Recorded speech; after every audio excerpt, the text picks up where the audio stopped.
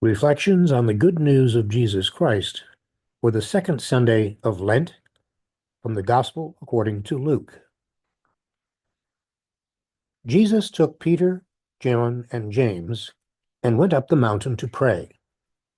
While he was praying, his face changed in appearance, and his clothing became dazzlingly white.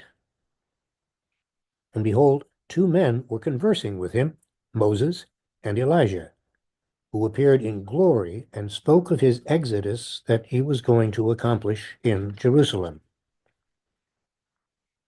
Peter and his companions had been overcome by sleep, but becoming fully awake, they saw his glory and the two men standing with him.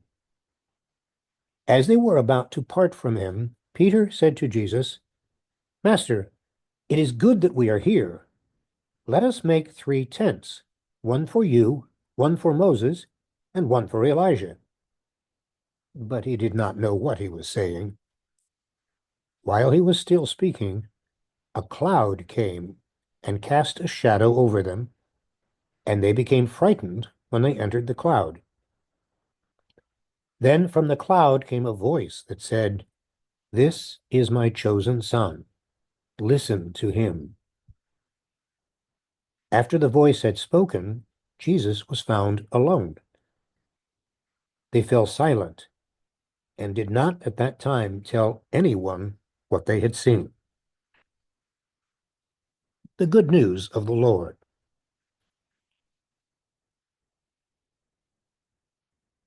What would you do if your son or daughter's life was being made miserable by a bully at school? Writer Catherine O'Connell Cahill wrote about how one wise mom handled the situation. Josh was being bullied by another boy at school. Josh was a regular target of the boy's abuse. Josh's mom also knew the bully and, like the parents of many troubled kids, knew the agony that boy was living at home. Josh would come home from school angry at yet another humiliation at the hands of the bully. Like most parents, Josh's mom and dad wanted to go and confront the kid and his parents, but they didn't.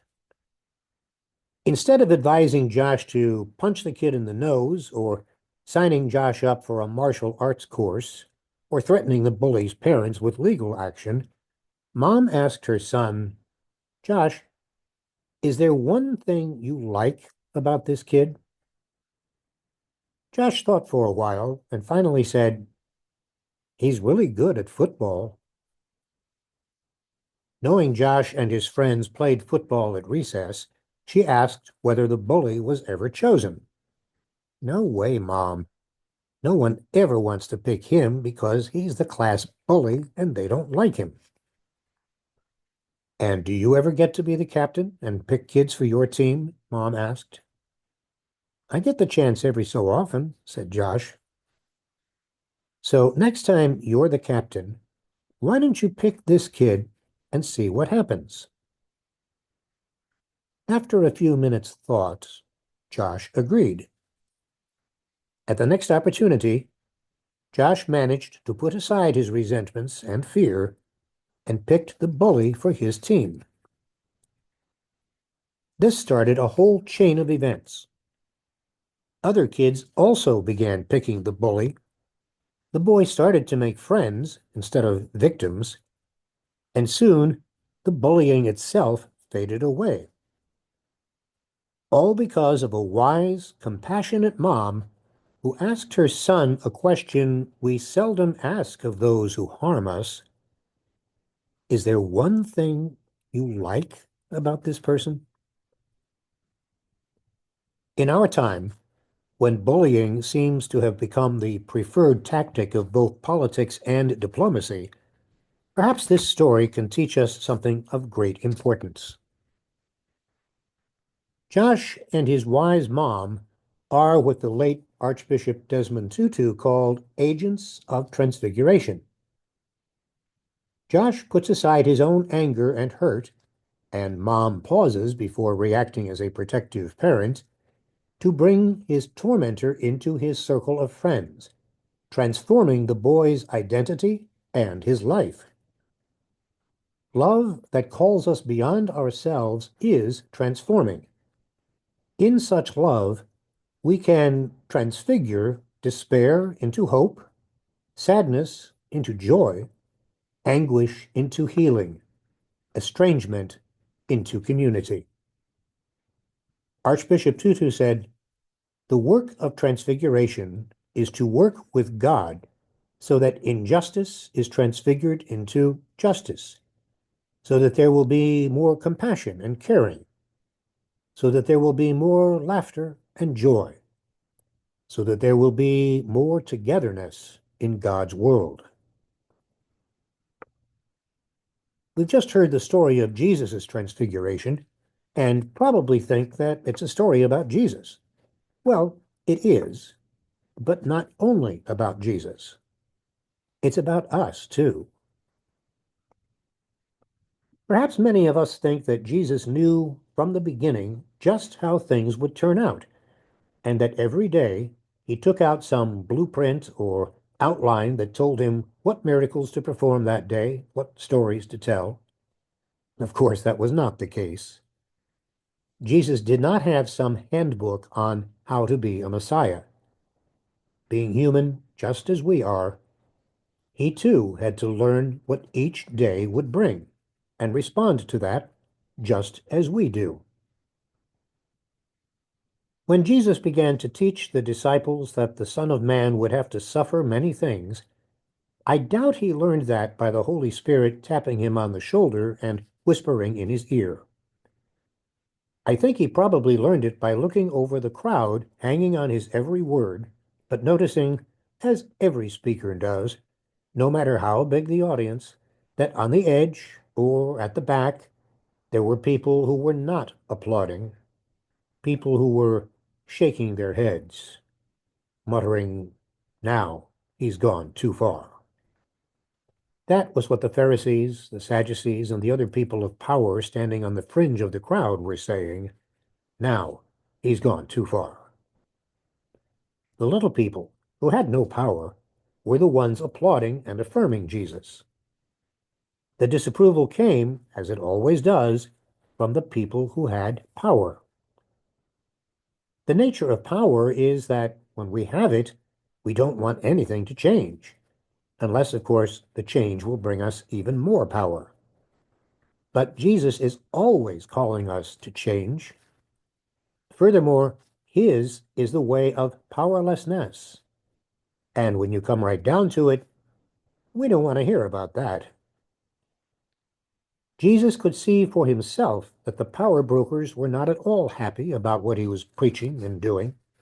And Jesus was a Jew. He knew his history. He knew that many of the great Jewish prophets had met with persecution and an untimely death because the religious leaders had not approved of them. So it became pretty clear to Jesus that if he continued on this path, he would certainly clash with the Jewish authorities. And God knows what they might do. Yes, he would suffer many things, and a good deal more than that. Why is this important? It's important because this gives us another opportunity to see that the Gospels are not the private history of Jesus. Rather, they are the story of Jesus, who was one like us in all things except sin. He had to discover the cost of carrying out God's will. And we too must discover the cost of carrying out God's will, the cost of being like Jesus, the cost of being his disciples. And we discover that cost only gradually as we live our lives. Those of you who are married, think back to your wedding day. Could you have predicted then everything you have gone through in your years of marriage? Of course not. And that's probably very good. If you knew everything that was coming, if you knew then what you know now, you may well have had second thoughts. In a similar way, None of us on the day of our baptism could foresee what baptism would require from us. If we had, we might very well have turned away and said, "No thanks. I'll choose something less demanding." We discover during the course of our lives what it will cost to be Christians. And with each new discovery, we must choose to do that or not, just as Jesus did. The Transfiguration is about just such a discovery, just such a moment of choice. I believe that is what happened to Jesus. He had come to a new awareness, a new bit of wisdom, and so, as the Father said, listen to him. He's going to teach us. And what had he discovered that he would now teach? That in God's wisdom, salvation would come about not as we humans would do it, by piling up prayers or power, but rather as God does it, by loving. Loving even to the point of self-sacrifice, which is the highest expression of loving. You see, suffering is not salvation. Loving is salvation. But as love deepens and matures, it leads to sacrifice. And that means suffering. You know that from your own choices to love. And love is always a choice, a decision, which may or may not bring with it good feelings. Remember the time when one of your children, oh, and this usually happens at about 2 in the morning, felt a certain sudden urgent need to review everything that he or she had eaten in the last 2 days? So what happened?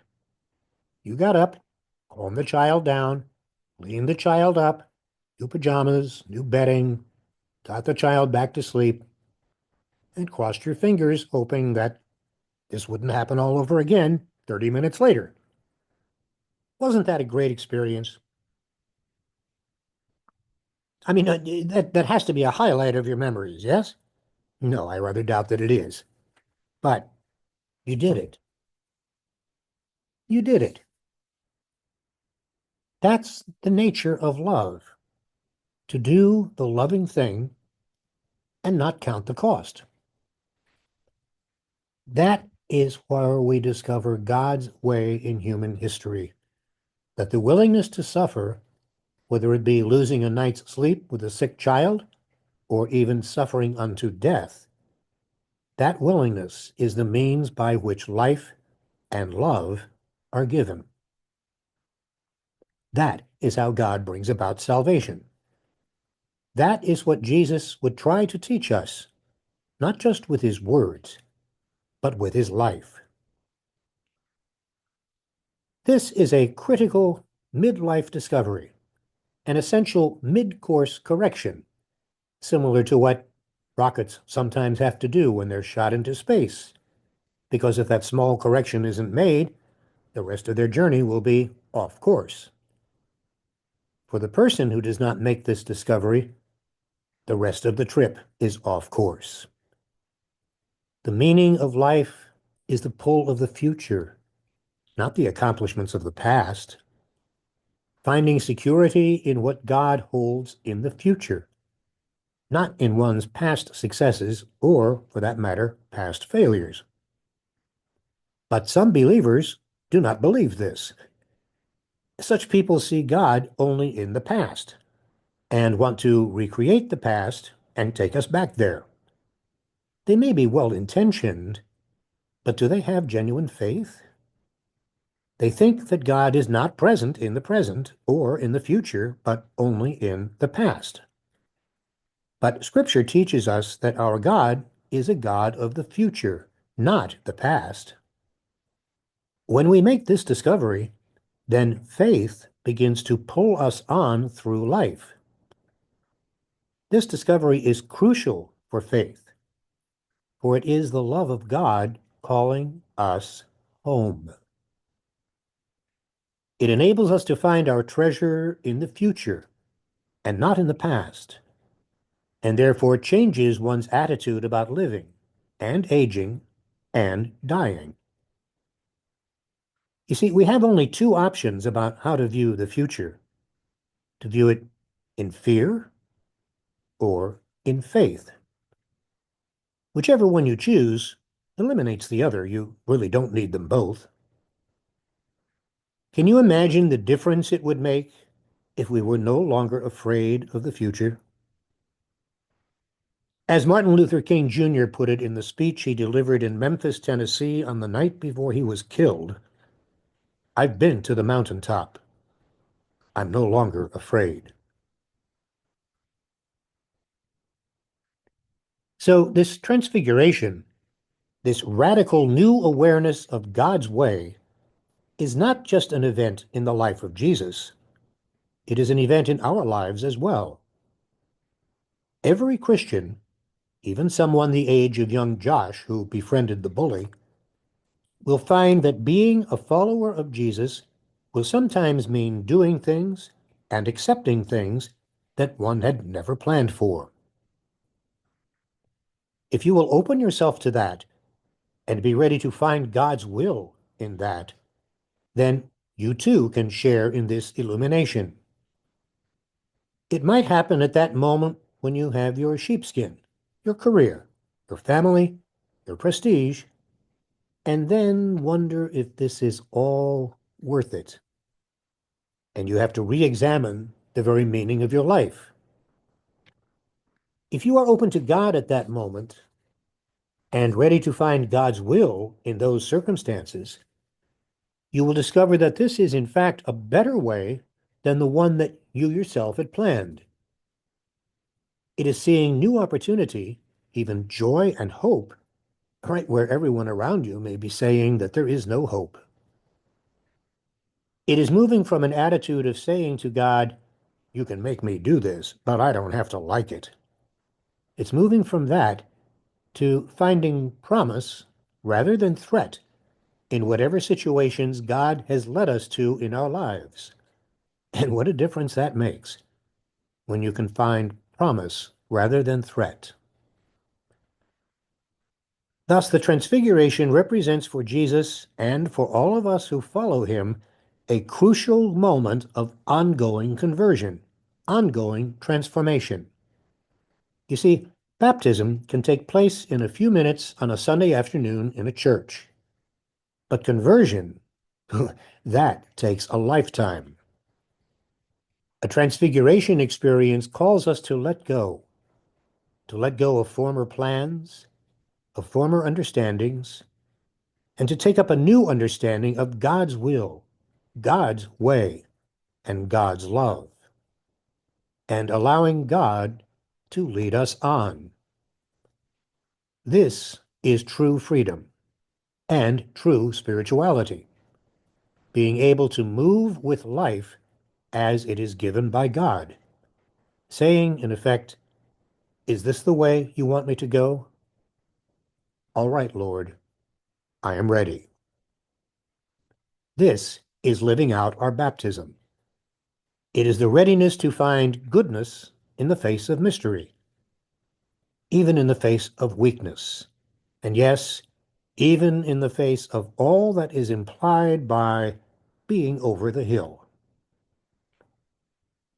Everyone is a candidate for transfiguration. Has it happened to you? Were you ready for it? If it were to happen now for the first time or once again, would you be ready for it?